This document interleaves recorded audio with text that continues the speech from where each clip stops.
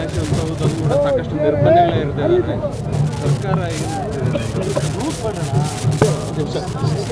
ಮೈಸೂರಿನಲ್ಲಿ ಸಾರ್ವಜನಿಕ ಗಣೇಶೋತ್ಸವನ ಮಾಡಿದ್ದು ವಿತ್ DJ ಬ್ಯಾಂಡ್ ಸೆಟ್ಟು ಇತ್ತು. ಚಿತ್ರದುರ್ಗದಲ್ಲಿ ನಡೀತು, ಅಲ್ಲೂ ಕೂಡ DJ ಬ್ಯಾಂಡ್ ಸೆಟ್ ಇತ್ತು.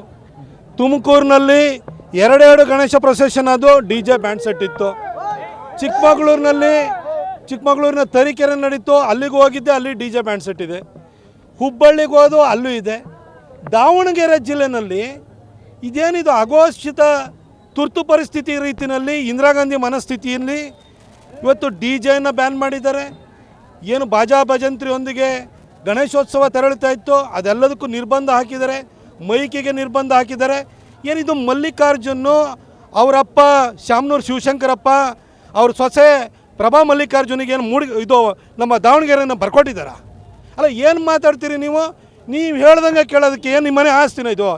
ನಿಮ್ಮ ಲೇಔಟ ಇದು? ಈ ಥರ ಗಣೇಶೋತ್ಸವವನ್ನು ನಾವು ಬಾಜಾ ಭಜಂತ್ರಿಯೊಂದಿಗೆ ಮಾಡಬೇಕು, ಸಂಗೀತದೊಂದಿಗೆ ನಡೀಬೇಕು.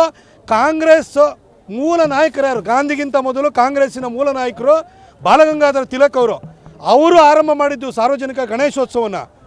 ಆವಾಗಲೂ ಕೂಡ ಎಲ್ಲ ರೀತಿಯ ಹಾಸ್ಯಗಳು, ಪ್ರಹಸನಗಳು, ಭಜನೆಗಳು ಪ್ರತಿಯೊಂದನ್ನು ಗಣೇಶೋತ್ಸವದಲ್ಲಿ ನಡೀತಾ ಇತ್ತು.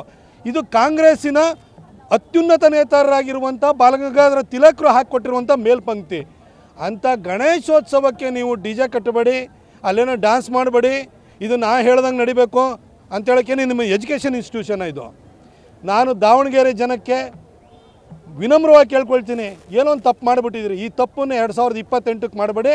ಇವರು ಫ್ಯಾಮಿಲಿ ಸಮೇತ ಇವರು ಶಾಲೆ ಕಾಲೇಜಿನ ಕಾಂಪೌಂಡ್ ಒಳಗಡೆ ಇರಬೇಕು. ಆ ರೀತಿ ಇವ್ರನ್ನ ಸೋಲಿಸಿ ಕಳಿಸಿ ಅಂತ ಹೇಳ್ಬಿಟ್ಟು ನಾನು ಜನಕ್ಕೆ ಕರೆಯನ್ನು ಕೊಡ್ತೀನಿ.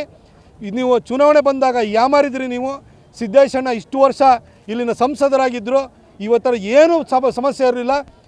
ಚಿತ್ರದುರ್ಗದ ಗಣೇಶೋತ್ಸವ ಎಷ್ಟು ಅದ್ಧೂರಿಯಾಗಿ ನಡೀತಾಯಿತ್ತು ಅಷ್ಟೇ ಅದ್ಧೂರಿಯಾಗಿ ದಾವಣಗೆರೆ ಗಣೇಶೋತ್ಸವ ನಡೀತಿತ್ತು, ಶಿವಮೊಗ್ಗದ ಗಣೇಶೋತ್ಸವ ನಡೀತಿತ್ತು.